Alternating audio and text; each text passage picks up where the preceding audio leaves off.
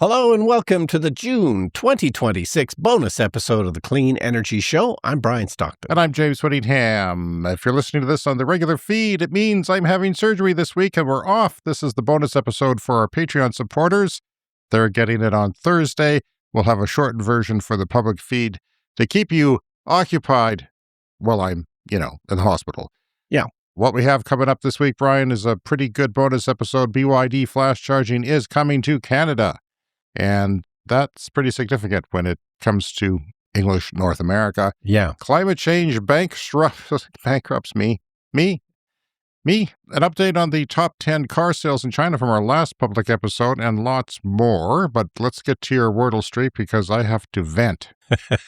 My Wordle streak, I'm getting close to 300 days. The pressure you must feel. I mean, it must not be fun anymore. Yeah, it goes in waves. Sometimes I get nervous. And of course, if it's a day where it actually takes me the full 6 tries to solve it, I get quite nervous on those days. And, I don't care for that.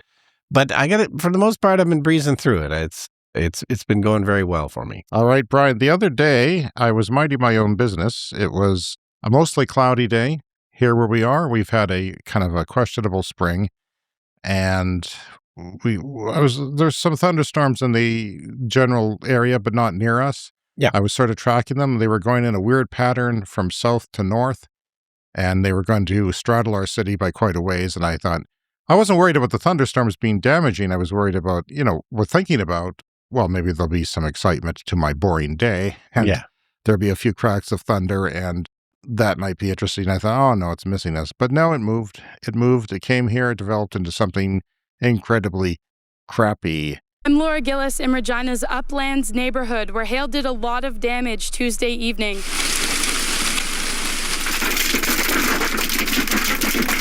People woke up to leaves on the ground, dents in their cars, and even holes in their fences. We've got hail in my neighborhood, and only my neighborhood for the most part, of this sort of extreme.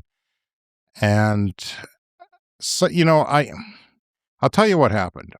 I went upstairs, minding my own business, and I was going to lay down in bed because I'm on this pre-op diet of 900 calories. It makes me kind of weak sometimes, so I lay down frequently.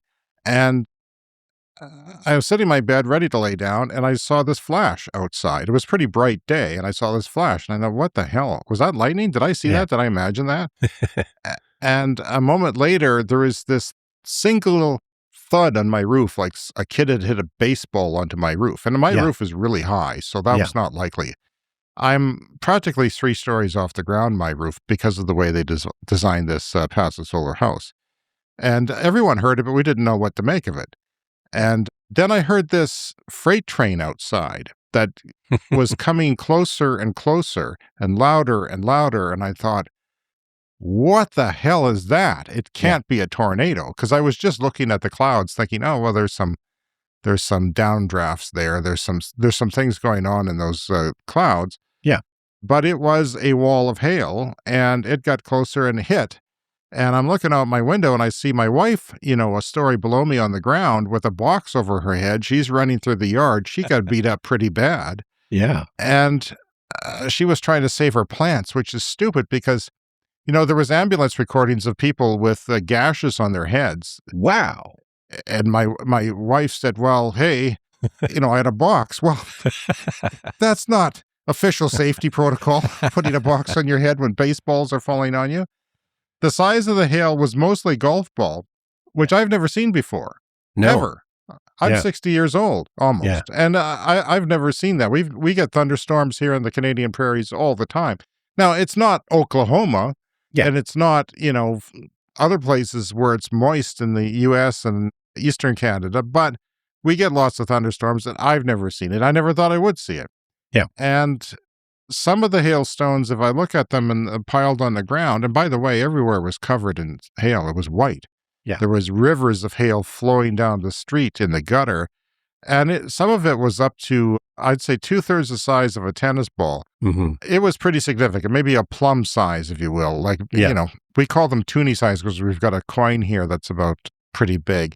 Yeah. So I saw those bouncing off the shed, and they were terrible. But here's a clip my daughter took from in front of the house.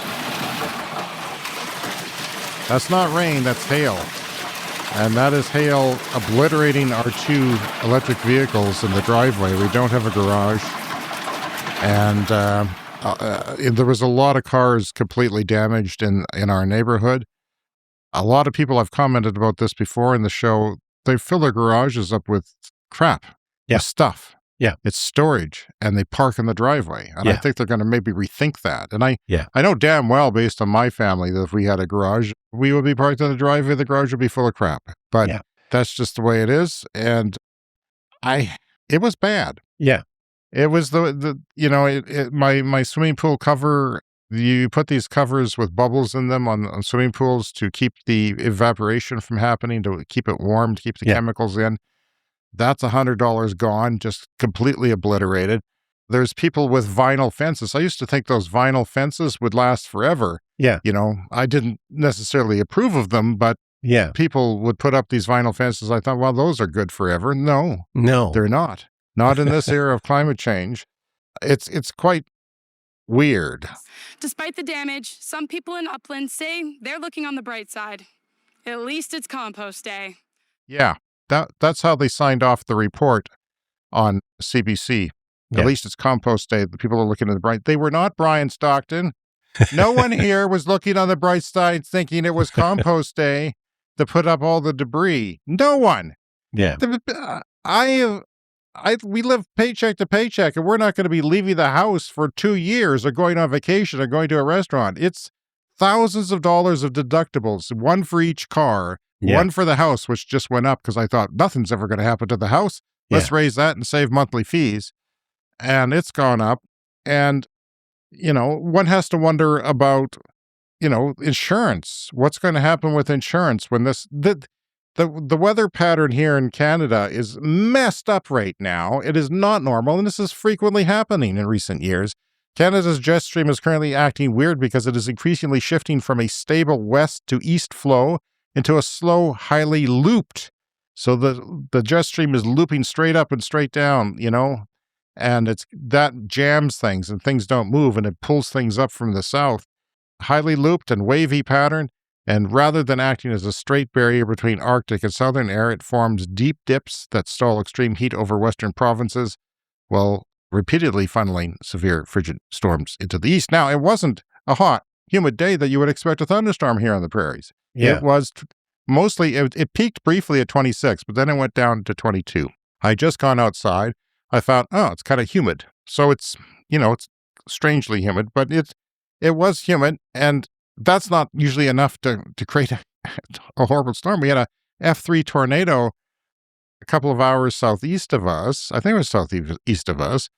There was a report on the right-wing media here, the extreme right-wing web media, that the person was sucked out of the bathtub, but I think that was just to bring views. Nobody has verified that they were sucked out of their bathroom.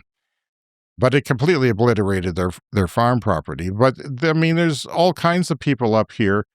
My Nissan Leaf, there's dents all over it, and how there's a big bubble headlight, that's smashed to bits. There's a hole in that, and there's holes all over our siding that face the west side. And like I say, it's a very tall house because they had planned for thermal solar to come in from the sun and heat the ventilation system, so they really built a high attic.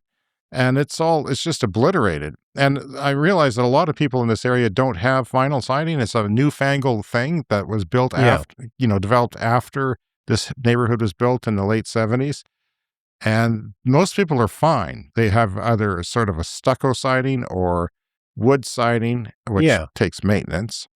And, insurance are talking about not covering vinyl siding. So if I get it replaced, I can't afford the upgrade. It's going to have to be more vinyl, and it's going to be very vulnerable to the next time something like this happens, which seems to be more frequent. Yeah, well, I think aluminum siding was the norm at one point, but I imagine vinyl siding is cheaper, and that's why we moved to that. It's cheaper, it's flexible, it's easy to use, it's made of oil. And when my son just graduated university, when he started, the day we drove him up there, we came back and there was a horrible hailstorm, and it wiped out another part of our city did the same thing. Like every house it was a newer part of the city, so everybody had vinyl siding. You could drive down the street and see everyone had shattered vinyl siding. And we can't find the color of this vinyl siding anymore, so I don't know what's going to happen with that. Yeah. There's long lineups with the insurance people, and it's not compost day, so everybody's happy. The editor says you should have made her reshoot that. I used to work in the news department. It's like saying 400 are massacred, but locals say at least the weather's nice today. No, it's not cutesy. It's not a fun story. It's dissonance between the story and the reporter. We've done a bunch of home renovations in the last few years, and we always have this issue of the products that you buy, like flooring or siding, or, they're just not available like a couple of years later. Like we did the hardwood flooring in our bedroom, like probably 10 years ago now. And, it was like 2 or 3 years after that. Oh, maybe we'll use that same hardwood flooring and do the rest of the house. Oh, no, it's not available. And we had a really nice vinyl flooring in our kitchen, and we thought, oh, we'll put that in the basement bathroom when we renovate. No, that's not available anymore. Like this stuff changes over every couple of years. Well, the city of Calgary is 1.25 million people. That is just short of the Canadian Rockies, and the edge of the prairies as the area prairies meets the Rockies. If you go, 500 miles, is that about right? Something like that, 700 kilometers west of us. They're having this problem, we've mentioned it before, of hailstorms all the time. I've got relatives there that have had, and by the way, my camper, toast. It's not insured either. It's sitting there in storage.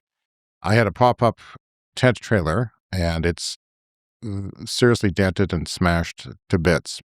And that happened to my brother-in-law once too, and his was insured.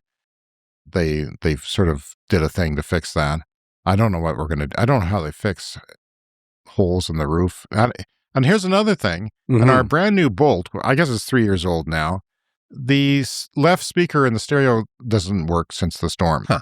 Now, there's a speaker. A lot of cars have a higher end, mid-range or higher end frequency speakers right under the window to reflect back to you. Yep. So ours is right adjacent to the left window, and something had to smash it. Either water got in, but the leak was broken. The windows, by the way, are fine as far as we know. And that doesn't work. So I have to prove to them because our car is useless now. Like, you can't sell it. It's been in an accident, essentially. It's had a claim, and the repairs are not going to be perfect. And it's just a shit show of, and it's what we talk about. It's come to bite me, the host of this show, in the ass. And I want to send the bill to the oil refinery down the street because this is not supposed to be happening. This type of stuff is really a freak occurrence, and it's never happened in 60 years. Yeah, we frequently get hail every 2 or 3 years. We get some hail, but you're right. It's normally like pea-sized, and it's normally not a big deal. My son didn't see hail of any kind until he was 18. Wow. He did not see any hail of any kind because, and when he did, he was pretty excited to see tiny little specks of hail. Yeah. Because he'd never seen it before. Well, this was just fun. I don't know what to do. I don't know. I'm certainly affected by it.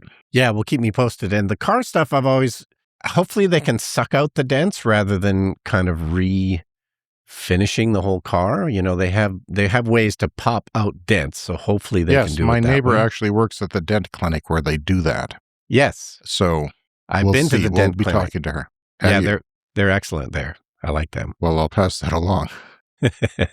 I like them a lot. All right, we have an update on the top 10 car sales in China that we talked about on our last regular episode just a couple of days ago.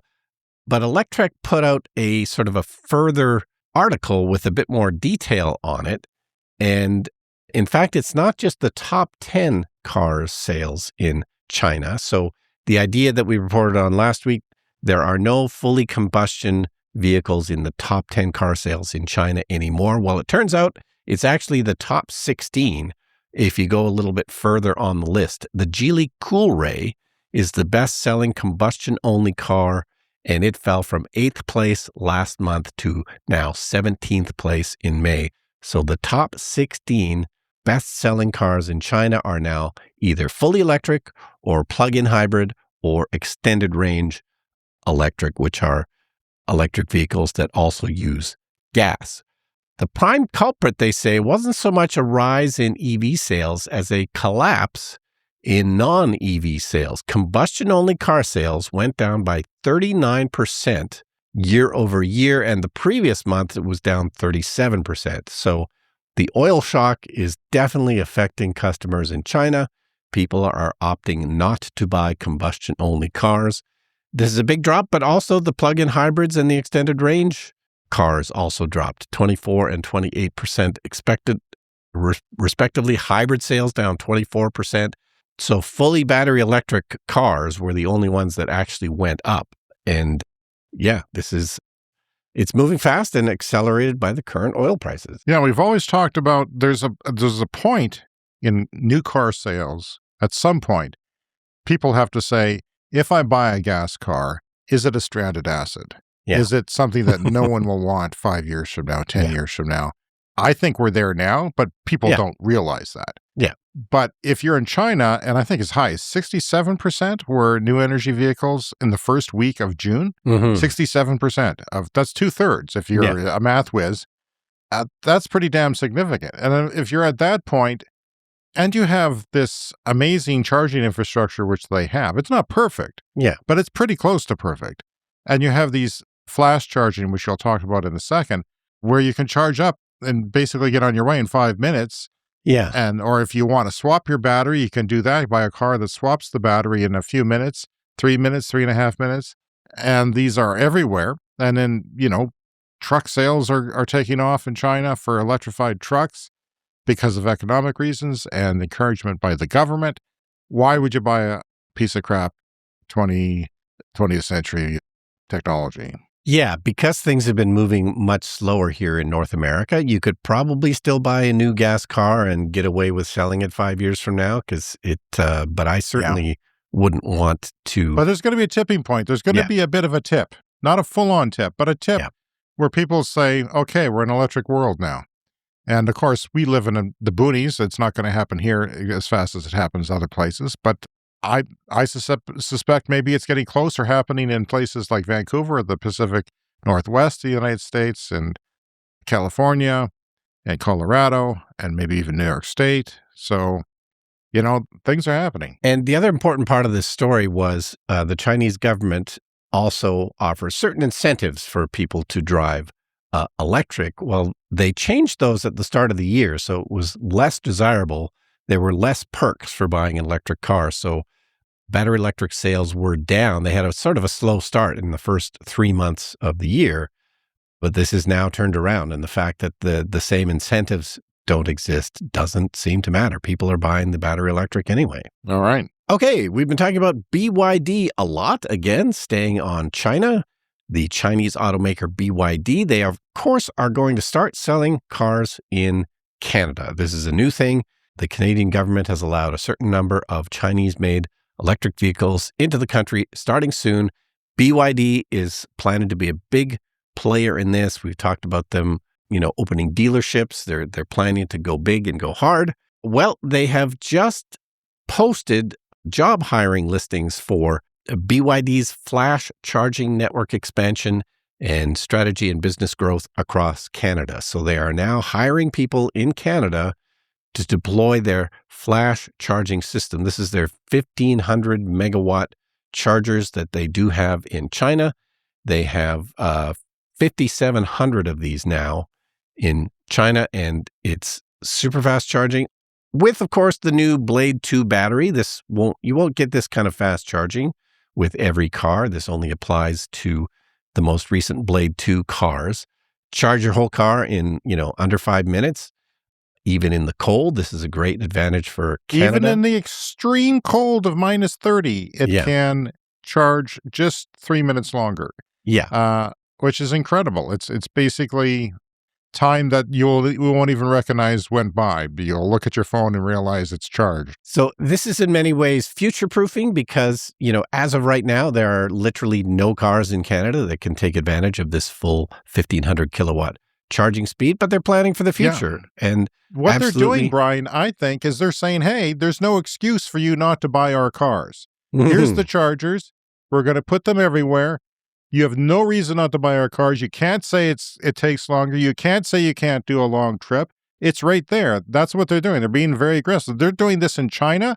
They're doing it in Europe. It's the same thing. They're coming out and actually saying this. Yes. They want to take away any excuse that anyone has because it's ridiculous. There is no excuses anymore once these cars get here. Yeah. And so this flash charging rollout was previously announced for Europe, for Latin America, for the Middle East, Africa, Asia Pacific. North America wasn't previously on the list. And of course, this is not happening in the US. It's only happening in Canada.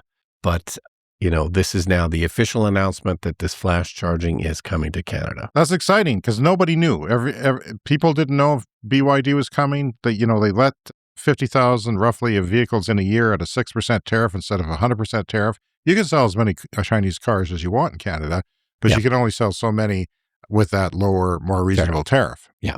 And now that they're doing that, it's getting very interesting. And I would be very curious to know if you and I get a dealership or one of the dealerships here becomes also a BYD dealership. Yeah, like they could partner with an independent Subaru dealership or something, perhaps. Yeah. There's lots of examples of that around. So it's going to be interesting. And I'll also be very interesting to see where they put these flash chargers. Some of the strategies have been to do it across Canada along the number one highway, the Trans-Canada Highway that goes coast to coast. Yep. I don't know how many thousands of kilometers it is, but it is a very long stretch. They want to say you could drive from coast to coast. Maybe they'll take that approach. There's already pretty good charging infrastructure in most places on main highways. It's the non-main highways that are a little iffy. All right, from PV Magazine, harvesting heat from a data center for district heating in Finland. Data centers are, of course, a hot topic now. Everybody is mad at how many resources they're taking. They're, hooking up to the grid and using everybody's power. It's a huge problem, but of course, if you think about this holistically, if you think about this in different ways, there are ways to handle this better, and that's what they're doing in Finland. Finnish energy company Fortum has switched on 2 industrial-scale heat pumps in southern Finland that will utilize excess heat from 2 local data centers belonging to Microsoft starting next year. The company states data center waste heat could cover around 40% of the total 2 terawatt-hour annual district heating demand of users in the area. So they're already doing this. They're using air source heat pumps for district heating. This is a common thing in Finland and some other countries where all houses are kind of heated by a central heating plant. And right now they're using air-to-water heat pumps. They're using water-to-water heat pumps. And they have electric backup when they need it. And so this is already operating. But once these data centers are finished and they can harvest the heat from the data centers, they're going to use that instead of just the heat from the air. So you're essentially just warming up the air that you're starting with in these air source heat pumps. And they're going to put this to good use. And this is going to work. This kind of thing could work in any place that needs to heat their buildings. At least some good is coming from that, from data centers. Yeah. It's amazing how much heat they produce. But then when I'm rendering our show, there's practically fire coming out of my laptop. So it produces a lot of heat to go at 100%. Yeah. No, and I remember reading articles years ago, and I'm not sure if we discussed this on the podcast, but you could design an office building 20, 25 years ago, and if it was very well insulated and it was in a climate that wasn't too cold, you could heat the whole buildings with just the excess heat coming off everybody's computers. Is that right? Yeah. And then everyone switched to like laptops and stuff. And then suddenly there isn't. But then you're using less electricity, which is a good thing. It's a good thing. But they have literally designed office buildings to be heated just by that waste heat if it's insulated well enough. And I'm always talking about how warm my bedroom gets because I have to have a fan on and I want to have my window open, but then there's pollution from industry that we've been talking about on the air quality reports. But I have got a big router in here, and boy, that thing's a toaster. You could, heat marshmallows and toast them up on them if you wanted to. It's pretty warm. Yeah. A lot of and it's not doing anything overnight. It's just sitting there using electricity. The same thing with my cable box, which I'm getting rid of. Yeah. And my son's room, he's got a big PC computer, and his room is always warmer than everybody else's. Big gaming Exactly. Yeah. power type of thing. Yeah. I bet that gets hot. Tons of heat. All right. Well, you've been listening to the June 2026 bonus episode of the Clean Energy Show. We do this once a month for our Patreon Clean Club supporters as a perk. There's lots of perks you can get by joining our Patreon at patreon.com/cleanenergypod. It's kind of a thing where everyone contributes a little bit and helps creators get by. And some of us are trying to get by. So if you want to contact us, cleanenergyshow@gmail.com. And you can also leave us online voicemail messages at speakpipe.com/cleanenergyshow. All that information is there in your show notes. Go look at your show notes. Those links are there. And of course, we are an independent podcast, and we appreciate your support. When you do support us on Patreon with money, you can go there for free, by the way. But if you go and support us with money, you get ad-free episodes, early access before anyone else, exclusive behind-the-scenes content, and that lucrative once-a-month bonus podcast that you're currently listening to. If you're listening on the main feed, this is a short version of that because it is a perk for our paying customers. And it's delayed as well. But we're putting this out there because I'm currently, if you're listening to this on the main feed, recovering from surgery. And hopefully I read a horror story yesterday of somebody going to the ER because they got dehydrated horribly and sucked in 4.5 liters of IV fluid because they were that dehydrated after getting, because you can't drink anything, right? Your stomach's small, it's sore, and you have to drink constantly or you end up in the emergency. And I'm so trying not to do that. I've been planning and planning, and I'm going to hydrate the hell out of myself before I go to the hospital, which means they'll stick a catheter in me and they're going to have to bring in a large rain barrel to put my urine because I'm really going to hydrate. Anyway, we'll see you on the other side, people. Thanks to Green Bastard, Brent Routley, and Tiernan, who support us at the highest level on our Patreon. We really appreciate your support, and all of you guys who support us on Patreon and just listening to the podcast. Thank you very much. All right. Thanks.